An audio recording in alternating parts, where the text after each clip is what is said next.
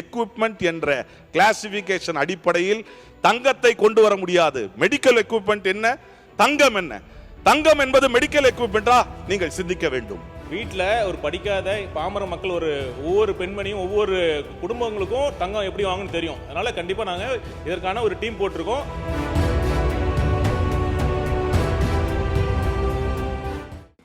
மாண்பு பேரவைத் தலைவர் அவர்களே, நான் கேட்டுக்கொள்வதெல்லாம், நீங்கள் 1 கிராம் தங்கம் கொடுக்கின்றீர்கள் என்று சொன்னீர்களே, ஒரு பவுன் தங்கம், அந்த தங்கத்தை கொடுப்பதற்கு நீங்கள் சொன்னீர்கள். நம்முடைய கல்வித்துறை அமைச்சர் தெரிவித்தார், எல்லாம் மக்களுடைய பணம் என்று தெரிவித்தார்.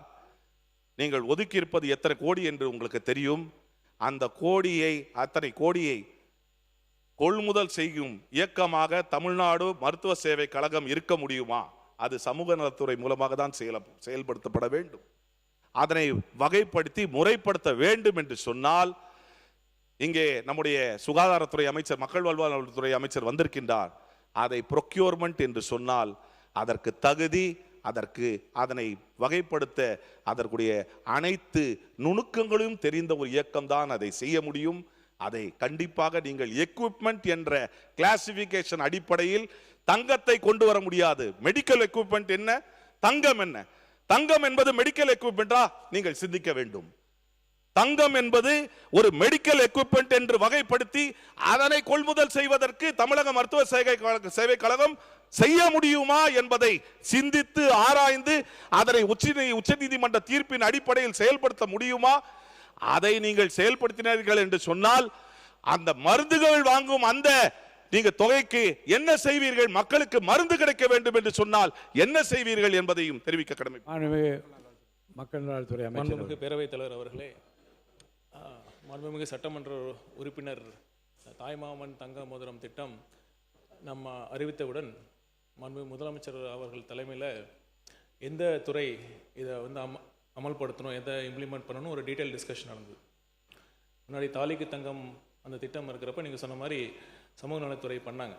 இந்த தடவை பார்த்தீங்கன்னா, இது குழந்தை பிறந்தவுடன் அரசு மருத்துவமனைகளில் இந்த பிரசவங்களில் ஊக்குவிக்கணும். இப்போ பார்த்தீங்கன்னா, இந்த கடந்த காலங்களில் படிப்படியாக அரசு மருத்துவமனைகளில் பிறக்கிற இந்த பிரசவம் நடக்கிறது குறைஞ்சிக்கிட்டே வருது. இதனால் பார்த்தீங்கன்னா, மக்களுக்கு இந்த அவுட் ஆஃப் பாக்கெட் எக்ஸ்பென்ஸ்ன்னு சொல்லக்கூடிய அந்த செலவு அதிகமாக இருக்குது. அதனால் அரசு மருத்துவமனையில் நம்ம அனைத்து வசதிகளும் பண்ணிக்கிட்டு இருக்கிறோம், தரமான சிகிச்சை கொடுத்துட்ருக்குறோம்.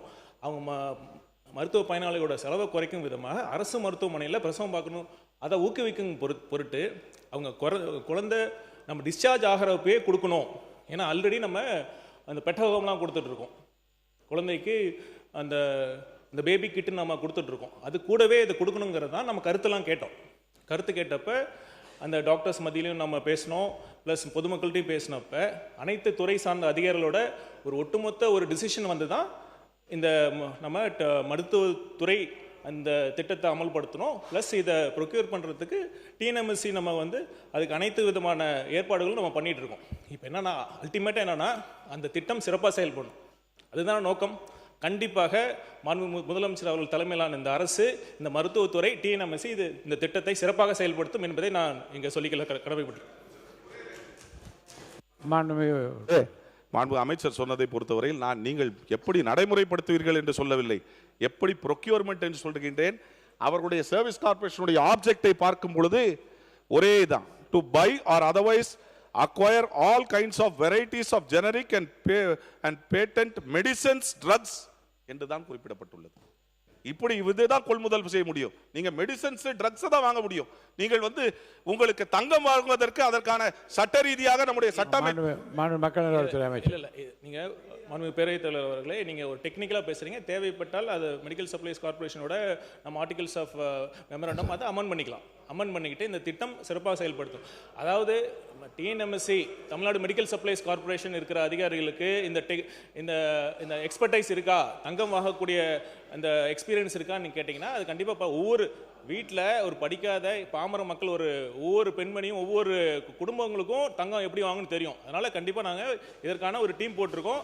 கண்டிப்பாக தரமான சுத்தமான அதற்கான என்ன நாங்கள் சொல்லியிருக்கிறோமோ, தேர்தல் வாக்குறுதி கொடுத்துருக்கோமோ, அது டிஎன்எம்எஸ்சி மூலமாக செய்வோம் என்ற முடிவை அனைவரும் துறை சார்ந்த அதிகாரம் சேர்ந்து ஒரு கலந்து ஆலோசித்து ஒரு முடிவு எடுத்திருக்கிறோம். சிறப்பாக இந்த திட்டம் செயல்படுத்தப்படும். தேவைப்பட்டால் நீங்க சொல்ற அந்த டிஎன்எம்எஸ்சியில் அந்த திருத்தங்கள் தேவைப்பட்டால் நான் சொல்றேன். நன்றி. அன்பு பேரவைத் தலைவர் அவர்களே, பேசிக் ஆப்ஜெக்ட்ஸ் அமெண்ட் பண்ண முடியாது, அதுதான் சட்டம். எனவே மாண்பு பேரவைத் தலைவர் அவர்கள் எனக்கு இந்த வாய்ப்பினை கொடுத்ததற்கும் எனக்கு இந்த வாய்ப்பை கொடுத்த கழக தலைவர் அவர்களுக்கும் என்னுடைய மனமார்ந்த நன்றி.